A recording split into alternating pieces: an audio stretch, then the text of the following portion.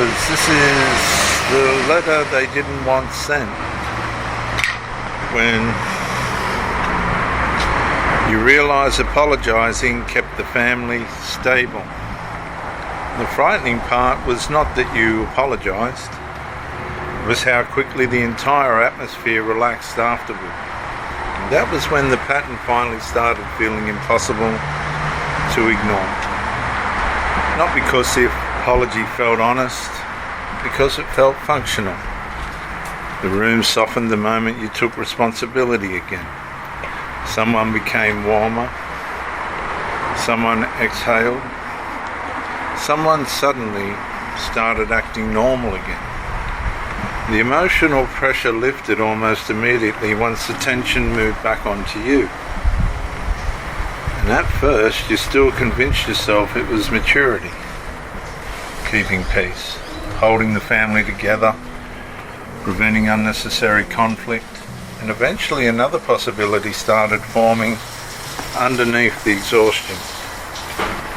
What if apology was never resolving the instability? What if it was absorbing it? And that changes the meaning of years, because eventually you begin noticing how often emotional calm arrived attached to self-blame. And the same cycle keeps repeating. A contradiction surfaced, tension entered the room, reality briefly became visible, and then eventually the pressure shifted back toward you again. Maybe you misunderstood. Maybe you reacted poorly. Maybe your tone became the issue instead. And once the apology arrived, the family system stabilized again. And that was the frightening behavioral rhythm underneath everything. The emotional normality never returned after clarity. It returned after self-retraction. And the body starts recognizing this long before language fully catches up. The rehearsing deepens. The internal editing increases. You begin calculating how much honesty the environment can tolerate before emotional consequences begin spreading across the room again. Ordinary gatherings become psychologically exhausting. Someone watches quietly while you explain yourself again. And suddenly, someone becomes calmer once the focus shifts away from the original contradiction.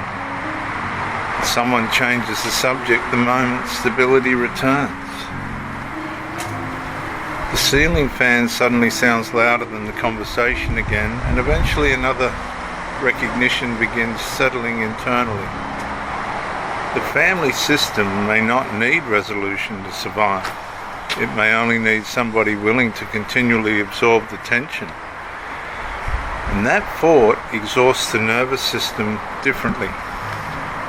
Because once apologizing starts functioning as emotional regulation for the environment surrounding you, guilt itself becomes difficult to interpret accurately.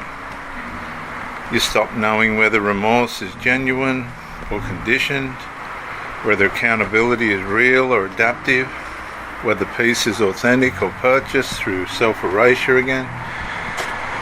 And eventually, the internal recording becomes impossible to silence honestly. Not because one catastrophic moment finally appeared, because accumulation already did the damage. Years of small emotional negotiations, years of behavioural absorption, years of learning that family stability often returned faster once you became responsible for the discomfort inside the room again. And that's why the letter eventually stops feeling aggressive. It starts feeling necessary.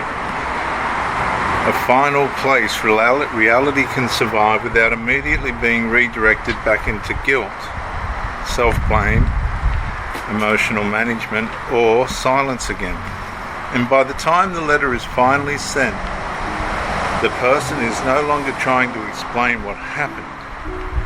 They are trying to understand how much of themselves disappeared while keeping the family emotionally comfortable around truths nobody wanted spoken aloud.